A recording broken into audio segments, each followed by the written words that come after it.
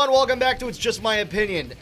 I am tired as hell. I've been at work all day, but I couldn't put this off for another day. I had to do this. It's been way too long since my last one. Almost a month, actually, and that's just embarrassing. I wish I could say that it's been good reasons why I haven't been here. It's just I haven't found a good niche in my schedule where I've been able to record a lot of stuff and keep both of my jobs and sleep every now and then. But I'm here. I'm going to review some albums right now, and I promise the next one will be out much sooner than the space in between the last two.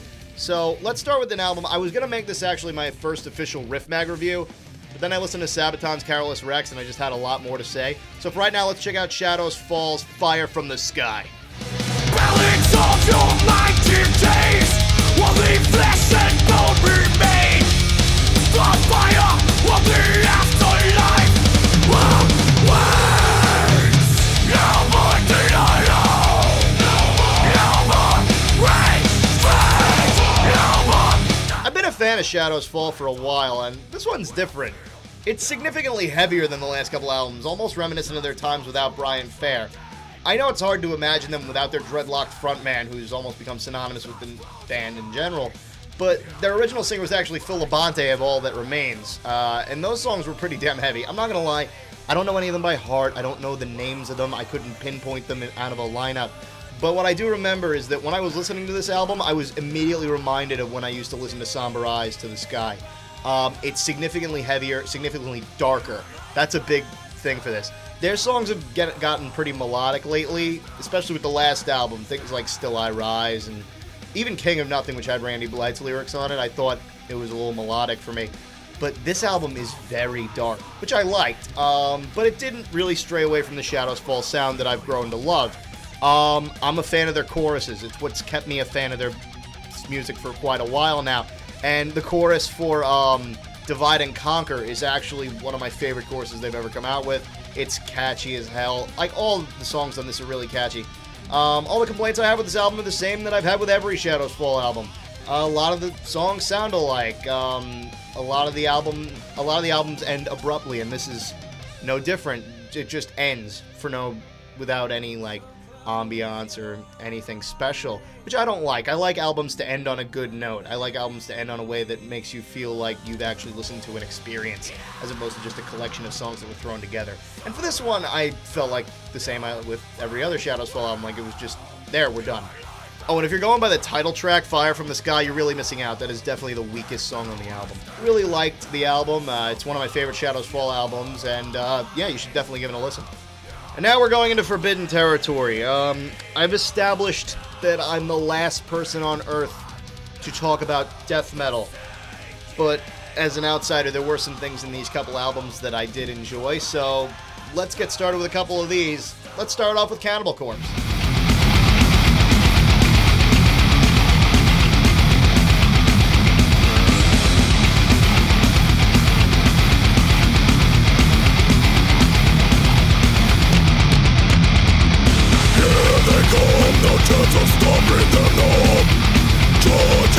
I've never been a huge Cannibal Corpse guy, and I know that's sacrilege to say, and I'm going to lose subscribers and fans by the minute by saying that, whatever.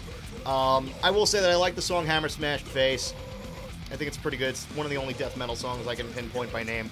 And the guy's neck.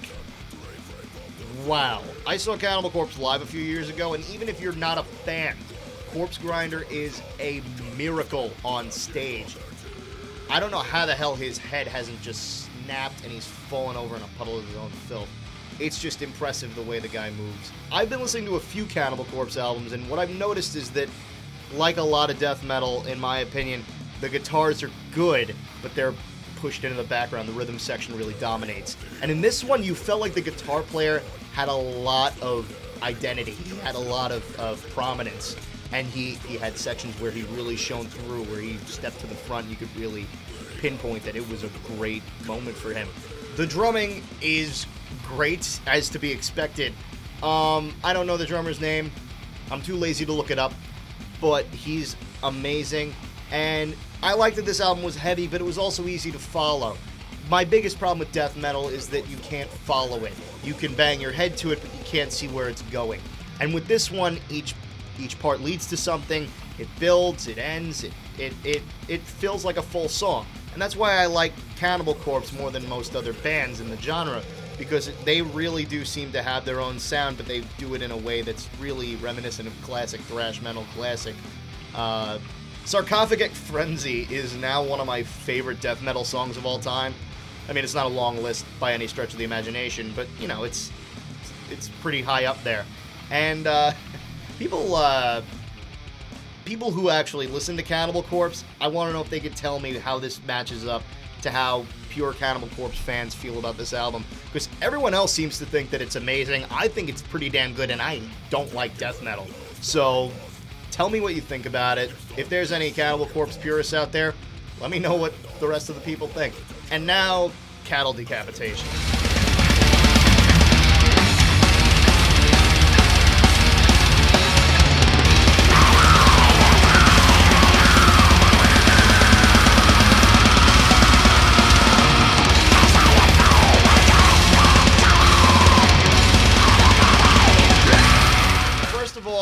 One thing I can say, the guy who does the artwork for this band, oh my god, just like, I go by artwork a lot when it comes to albums. I'm really very into great album covers. I don't like it when it's just the name of the band or like in a crazy text or something. I want something that's vivid, something that's amazing. That was also present on the new Cannibal Corpse album. The guy tearing at his own flesh, I love that, revealing the monkey underneath. I love that image. It's fantastic. But let's stop talking about that. Let's actually talk about the music. I don't like the singer. I know that's probably the worst thing to pinpoint on a death metal album, but I really don't like the singer. I think his growls are okay, but his screeches are really, really what's keeping me from enjoying this. A lot of the instrumentation on the album reminds me a lot of a Red Chord album. Most likely like something that, like, off of Clients or fused together in Revolving Doors. I think the drummer is unbelievable. That's been the thing that's brought me to a lot of death metal bands that I enjoy, actually, is that there's a lot of great drummers in them. And it's not even just that they're fast. Anybody can be a fast drummer. I mean, I can't, but a lot of people can be a fast drummer. But in order to be a great drummer, you have to combine different elements. You have to combine techniques. You have to show that you can play different styles. And this album is full of different drumming styles that are just unbelievable. It was really what I listened to the most, because, again, I wasn't really a huge fan of the genre to begin with, but the drums really did stick out for me. I like the fact that it sticks to its guns. It sounds like every other Cattle Decapitation I've ever heard, which is good, and it's damn heavy and damn fast. So check it out if you're a death metal fan. And again, stop asking me to review death metal albums. I'm about as far from a reliable source as you can get. And finally, it's time for another fan-submitted band. This one is from Tidal Crush. They are from the Faroe Islands, much like one of my favorite bands, Tyr. So automatically, I kind of like them. So let's hear how they sound.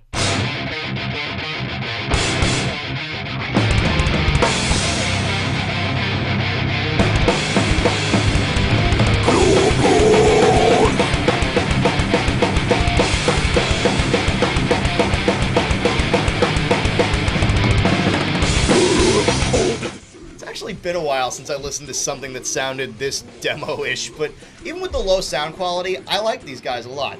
They mix metalcore with folk metal influence and death metal vocals, and I really like the guitars, but they're a little too muted behind the rhythm section. I don't know whether that's because of the demo quality of the production, or because that's just how it sounds originally.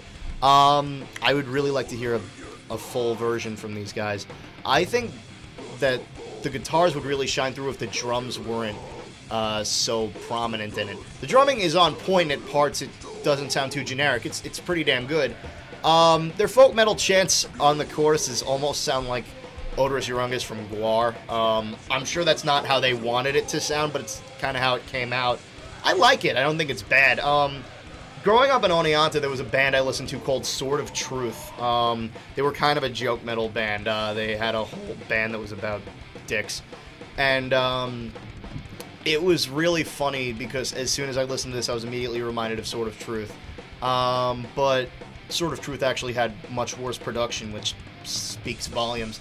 I like the instrumental breaks in this album a lot more than the actual vocal parts, because their vocal parts really do tend to to turn me off a little bit.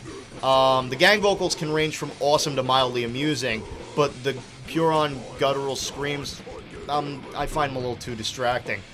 But every song ends about, I'd say about a minute or so after the vocals cut out, and the instrumental parts at the end are what I really like the most. My favorite song from them is Mr. Man, but all of them sound great towards the end when the vocals drop off, so you can check them out on SoundCloud, where they encourage downloading and sharing, so check them out. And if anybody in the band sees this, let me know if there's a full release, and I'll promote the hell out of it. That's it for this week. Work permitting, I will have enough time in between now and my next full review to do another version of It's Just My Opinion. So please leave me a comment and let me know what you want me to listen to, and I'll tell you what I feel about it. And if you disagree with me, as always, it's just my opinion.